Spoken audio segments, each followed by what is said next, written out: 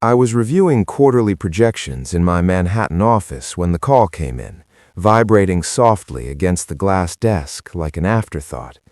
I remember noticing how ordinary everything felt. The city humming below, sunlight bouncing off steel buildings, the quiet confidence of a life I believed was stable. I almost didn't answer. Unknown numbers rarely bring good news. But something inside me shifted, a familiar tightening in my chest that I learned not to ignore after my surgery. When I picked up, the voice on the other end was steady, professional, and final. "Mr. Callahan, this is Officer Reyes with the NYPD. We need you at Pier 57 immediately." No explanation, no comfort, just urgency. I was in a car 10 minutes later, heart pounding harder with every red light. The pier was cordoned off when I arrived. Blue lights flashed against the black water of the Hudson, slicing the night into fragments. A crowd had gathered, drawn by the spectacle of authority and tragedy. I pushed past them, showing my ID without really knowing why, and that's when I saw it. My brother's car emerging from the river like a confession dragged into daylight. The windshield was shattered. The driver's side door hung open, twisted. For a moment, my brain refused to process it. Daniel had been handling my affairs for 6 months. Daniel had been calling me every morning, asking how I felt, reminding me to take my medication. Daniel was supposed to be protecting me, and yet the river didn't lie. Daniel Callahan was my younger brother, my only surviving family. When our parents died in that plane crash decades ago, it was just us, two scared boys pretending to be men. I built Callahan infrastructure with raw grit and obsession, starting with one rusted truck and a handshake contract. Daniel had always been different. Where I was relentless, he was smooth. Where I fought, he negotiated. He handled money the way some people handle music, effortlessly. So when my heart gave out and doctors ordered rest, it felt natural to let him step in. The board trusted him. I trusted him. Blood has a way of blinding reason. The official report called the incident an accident, slippery conditions, poor visibility, possible fatigue. But Daniel never drove tired. He never took risks like that. The detective must have seen it in my face because he handed me a sealed envelope without saying a word. Inside was a flash drive and a folded note, the paper creased as if it had been opened and closed 100 times. Daniel's handwriting was unmistakable. "If you're reading this," it said, "then I didn't get out in time." My throat closed. I didn't open the drive until I was alone that night, sitting in the same penthouse where my brother had supposedly been caring for me. What I saw destroyed any remaining doubt. Video after video, time-stamped and meticulously organized.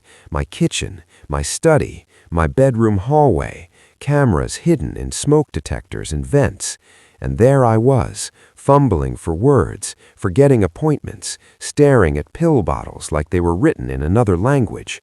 Then Daniel appeared in frame, calm and deliberate, switching medications, adjusting dosages, relabeling containers. In one clip, he looked directly into the camera and smiled, not with joy, but with relief, like a man watching a plan finally work. The drugs weren't meant to kill me. They were meant to erase me slowly, convincingly, to make me disappear while still breathing. By morning, I understood the scope of it. My confusion wasn't illness, it was engineering.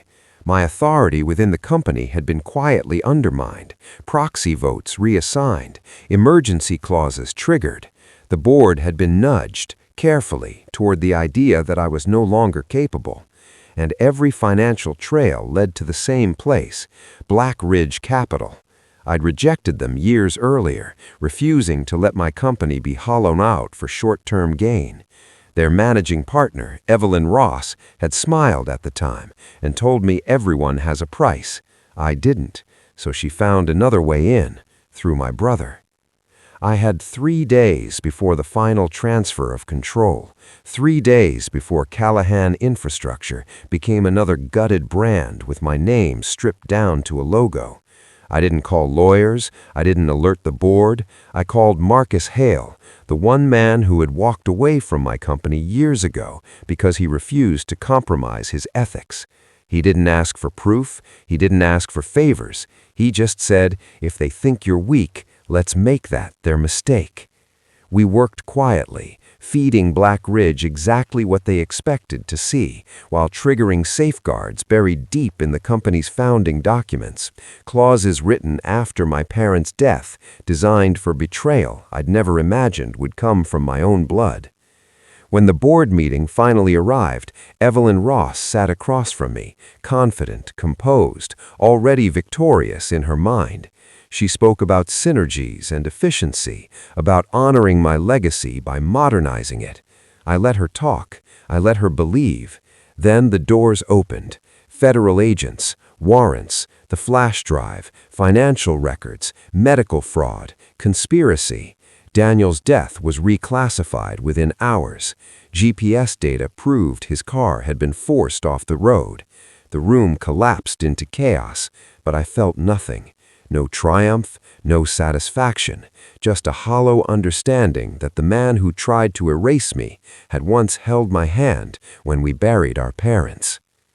6 months later, spring returned to the city.